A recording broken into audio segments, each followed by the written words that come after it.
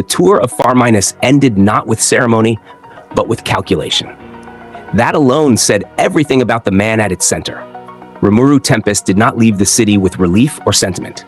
He left with numbers, projections, and the quiet certainty that decisions had already been made long before the conversation finished. The agreement with Yom to let Saare and Grigori relocate to Tempest for training was not charity, nor was it indulgence. It was resource management. Farminus would not collapse without them. Ghidorah remained. Raisin remained. Unless the enemy struck with overwhelming force all at once, there would be time. And if that worst-case scenario did occur, Saare and Grigori would not be the deciding factor anyway. Rimuru accepted that truth without flinching. That acceptance became the hook.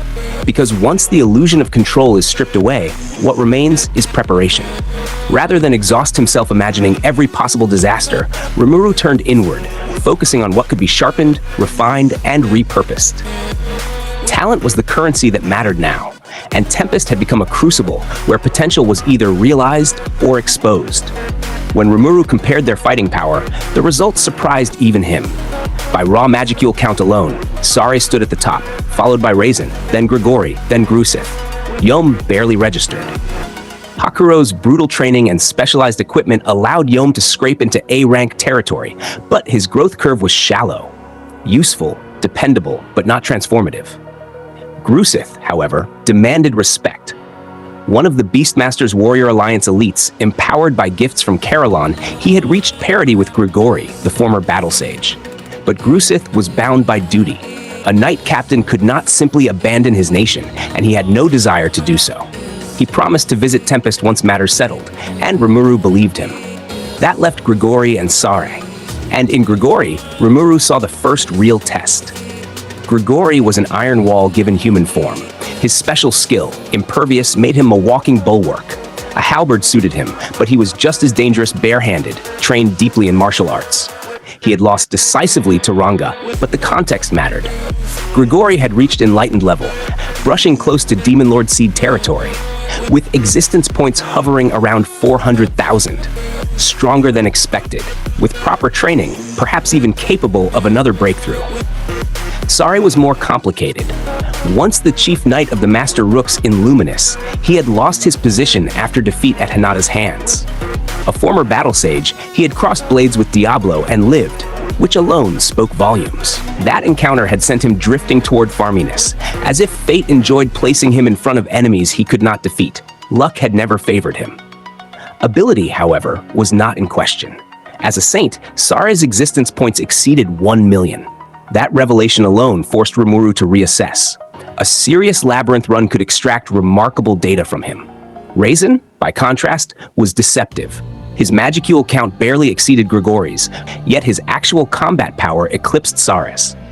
When he had taken Shogo Taguchi's body, he inherited the unique skills Berserker and Survivor, and, more importantly, learned how to use them properly. Seal's explanation clarified the matter. Skills could bind to the heart core, be carved into the soul, or reside in astral, spiritual, or material bodies. Skills merely in residence could be stolen by certain abilities. Soul-carved skills were harder to take. Heart core bonded skills were immutable, impossible to remove.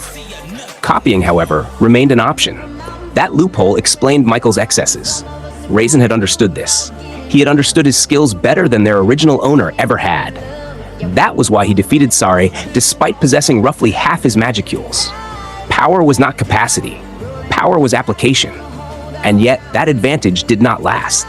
Saare possessed his own unique skill, all-rounder. Observe a technique once, and he could learn it.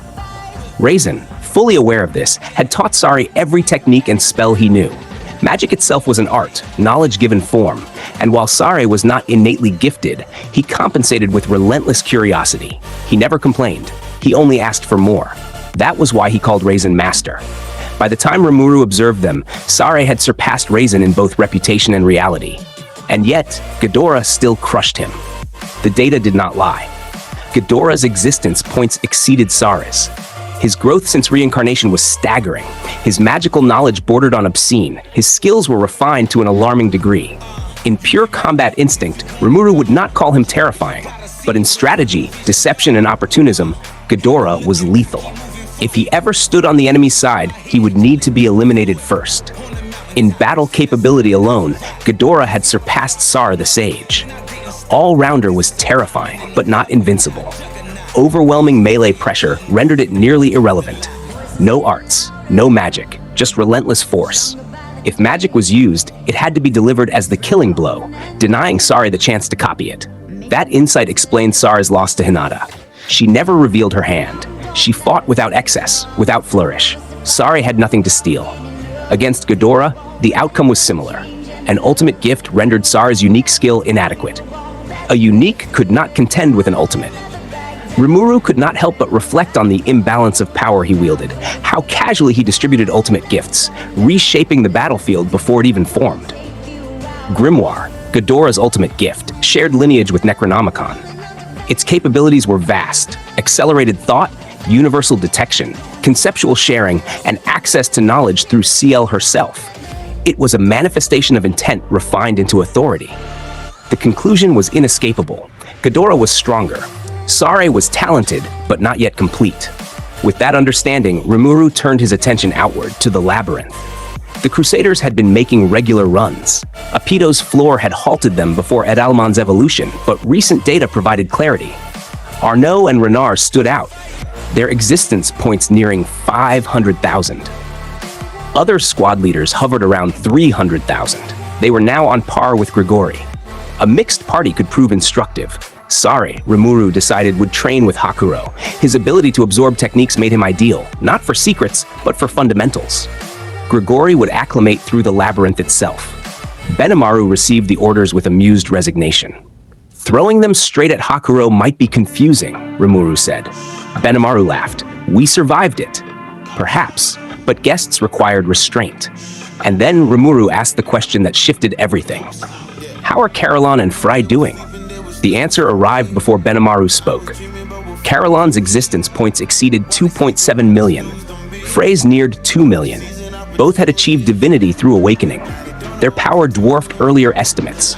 The labyrinth had become something else entirely, a proving ground not just for growth, but for humility. Awakening did not scale uniformly. Rimuru understood that now.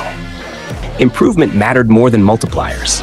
Carillon's transformation tripled his physical output but did not double his EP. Temporary power, not omnipotence, still valuable, still dangerous, and Carillon tested it immediately. He challenged Benimaru first. Revenge, he called it. The fight was close. Too close. Carillon opened with Burst Roar, a technique that transformed his body into a sentient particle storm. Speed beyond sound, adaptive trajectory.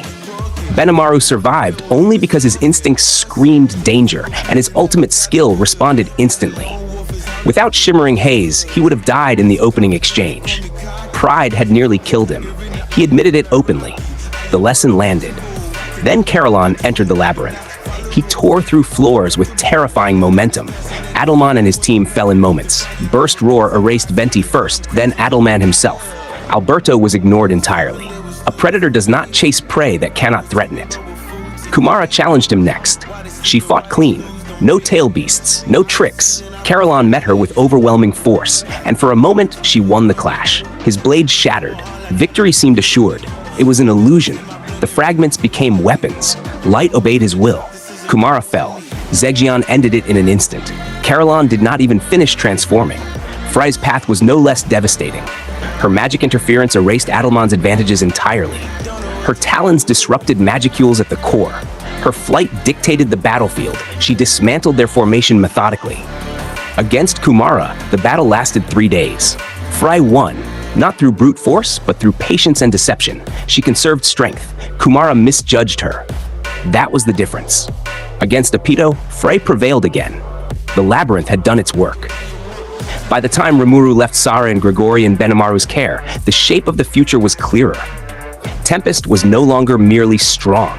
It was evolving, refining itself through conflict, truth, and consequence.